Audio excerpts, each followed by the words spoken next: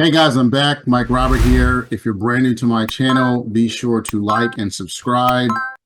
Today, I'm pretty excited to talk to you guys, go into this audio, this video today. I know I've been doing a lot of audios, testing stuff, right? The reason I'm doing a lot of audios, if you guys are curious, is testing and looking at the demographics and statistics on the back end of YouTube to see the types of people that listen to the content, have an interest in the content.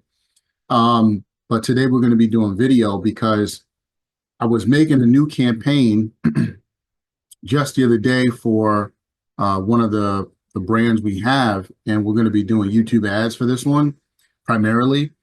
And I noticed something, a new feature, and I haven't been doing a lot of Google lately. We've been doing a lot of social and display traffic. So this was new for me. And I said, wow, this is, if you understand the potential of it, this can be very, very effective for a lot of businesses. So I want to show you how you get there. So if you've never set up a Google ad account before, what you want to do is create a campaign without a goals guidance. And what we're looking for when we get there is we're looking to run ads on video, which would primarily be YouTube ads. And there are features where Google will show your ad in other places. But primarily what we're looking for is to select a campaign subtype. And in here, this is where I see a lot of people go wrong with their YouTube ads, is they don't know which one to select. And every objective that you have will change which to select. And initially what I had to do is do research, network, but then test multiple different areas to see where will be most effective. In many instances, this can also help you. This is a side note. Grow your channel if you want to. I don't really focus on that, but if you want to, you can reach a wider audience because you could be limited based on a competition essentially on YouTube. And if you're limited, then people can't find your business. So what we're looking for today is audio. Look at this, okay? And if you hit the learn more, this was for me just yesterday. So this is new. If this has been around for a while and you guys, Mike, you're late. Listen, better late than never. So this allows you to run an audio ad alongside things like podcasts or music. So for people that have YouTube Music, but don't have, let's say, the subscription to YouTube Music, they will have to listen to ads in between. So if they're on the free subscription, I would think most people would have the subscription, but I'm just giving an example because it's like $10 a month. And people don't really like to listen to ads when they're working out, right? But now podcasts are very, very big. And when people are listening, majority of people, this is also why I started doing a lot of audio, the majority of people don't actually watch the YouTube video. The majority of people listen to it while they're doing other things. This could be when they're driving, maybe doing some things around the home or whatever it may be. They listen. And so sound quality and audio and all those things are very, very important. And with an option to run just an audio ad, it's basically like radio, and radio is very effective. But if you understand YouTube, you can actually carve out specific demographics, right? Such as age, location, right? So let's say you're a local service business or a local business, and you want to start targeting people in your local area. Well, guess what? The audio ad will have a lot more reach at a cheaper cost. And YouTube is very affordable at any rate. You can spend $20 over the span of 2-3 weeks, for instance, and reach a wide audience of people. Now, I'm not saying to spend 20. You would want to spend more than that, but just to give you an example.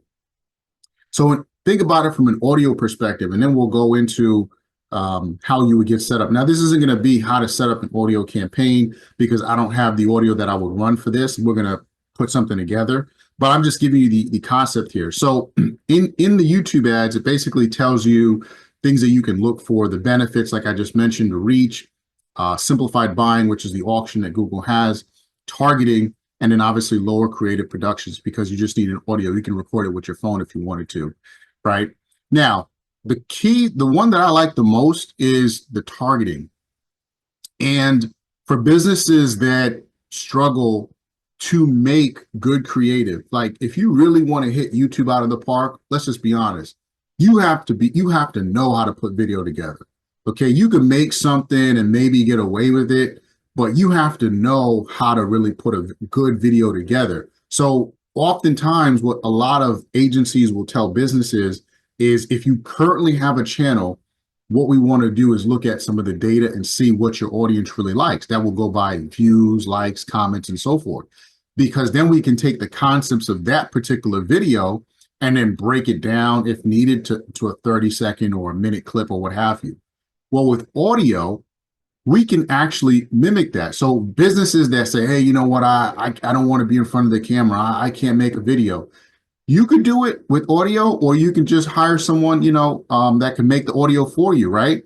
And basically, you record what your audio is supposed to be, so you can tailor a script, right? Something very, very with audio needs to be memorable, right? So who remembers like these are generic commercials, but basically, who remembers the JG Wentworth commercial, right?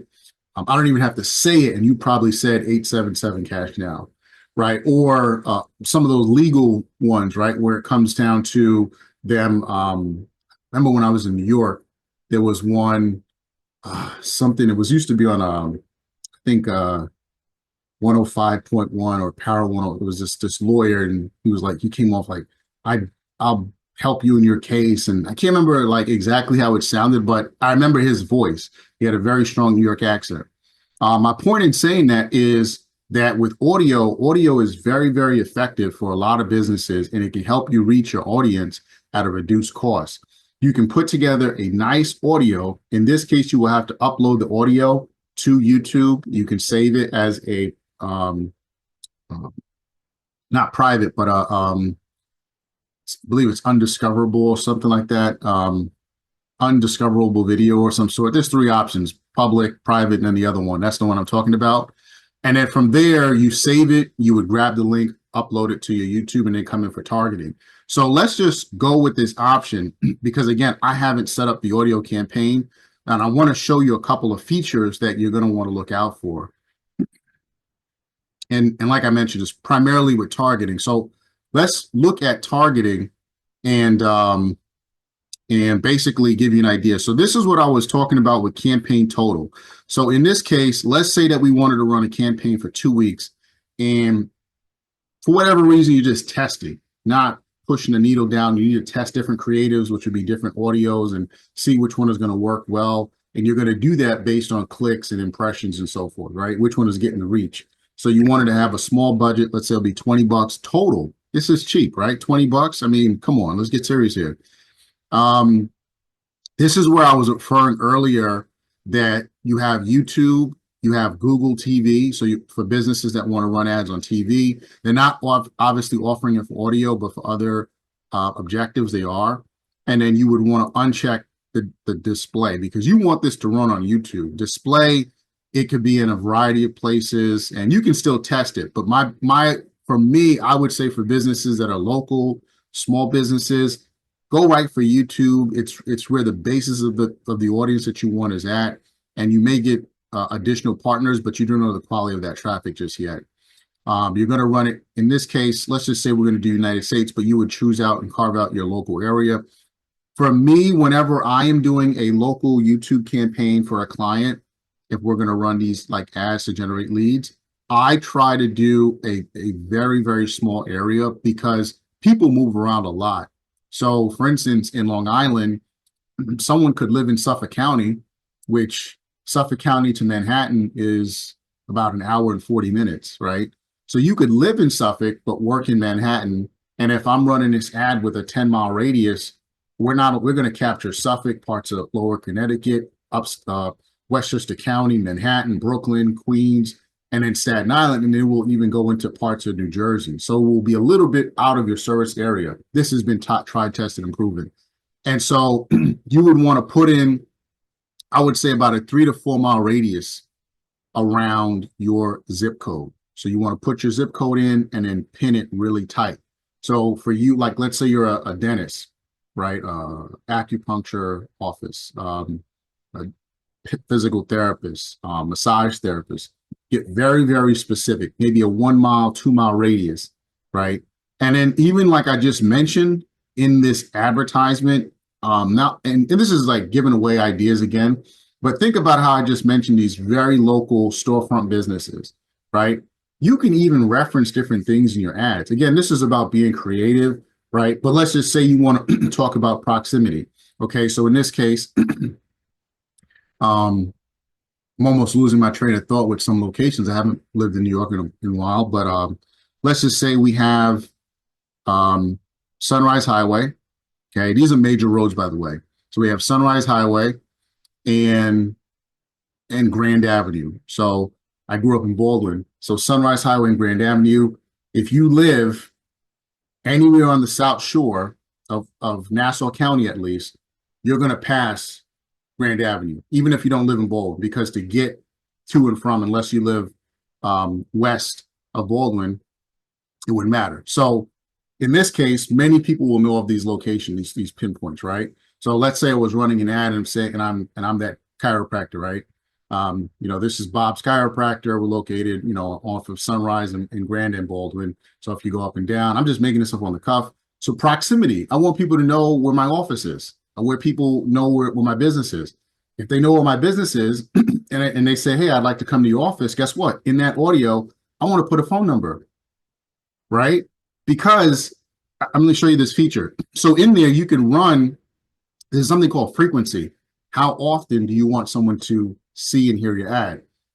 You want the people to hear your ad multiple times, like over and over and over again. So you want a high frequency because they're not going to call the first time they hear it, right? So you want them to hear it 7, 8, 10, 20, 100 times if possible, at a very reduced cost so that they can pick up the phone and call you, right? We'll do all languages unless you're testing different data, but I would choose all languages because sometimes someone may have a language preference, right? And especially if you're in a metro area like New York, there's a lot of different demographics of people, but they still may listen and understand English, right? So you want to put all languages there. For now, I'm not going to put an ad group name or campaign name. Now, here's where it gets great.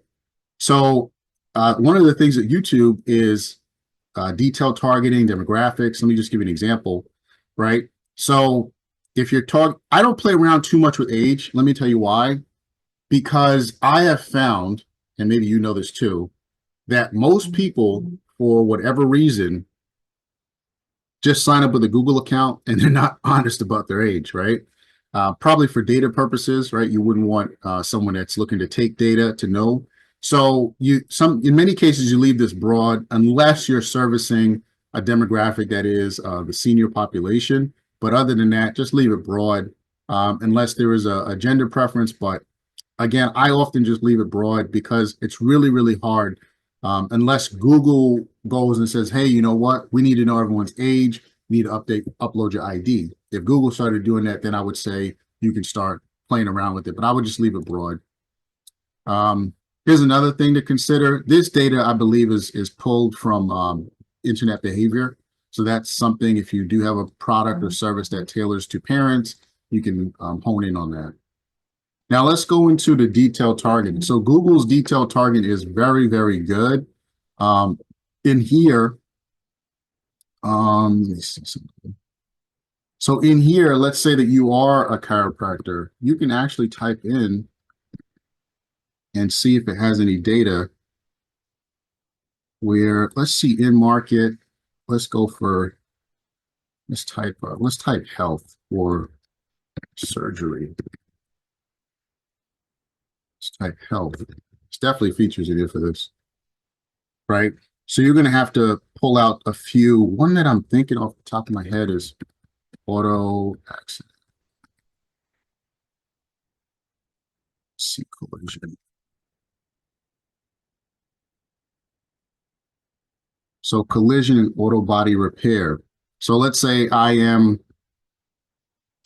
maybe a lawyer, but it might vary because most of those are impulsive, but a lawyer, chiropractor, physical therapist, I might want to test and target collision and auto body repair. People that are looking for auto body repair maybe in an auto accident, right? I don't want to give away too much of the logic with like how you might want to target, but that's an example of what I'm referring to. They may have been in an accident and you want to reach out to them and see how you can help them. So using this feature here will be very, very effective for businesses that can think outside of the box of their target audience. Okay. But another thing that you can also do is, let's see if I missed it. I did not. Okay. So keywords I don't use too much, but another thing you can do is placements. So you can actually pinpoint your audio to specific channels, specific videos, which is obviously more detailed, right? So essentially, if someone is watching this video, they have an interest in this specific topic, and you can actually position your advertisements directly in front of them, okay?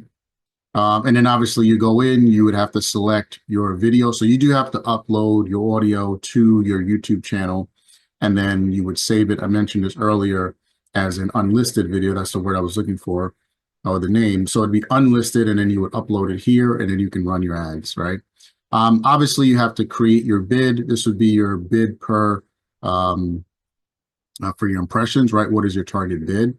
Google gives you a recommendation here, $4.51. Create your ads, and then you're really set to go.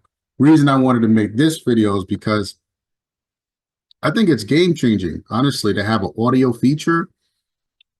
If you aren't really up on audio data, I would highly recommend you doing your research, right? Essentially, audio is becoming very, very effective. People are in a rush. They don't have time to sit down and watch a full video. That's why I've been making a lot of audio. So you can watch it. Well, not really watch. You can just listen, right? You don't have to be confined to the computer or your phone to watch the entire or listen to the entire thing. You can just listen to it, right? So if you guys found any value in today's video, leave a comment in the comment section below. Maybe you have a question or two. And I appreciate you being here. I'll talk to you next time.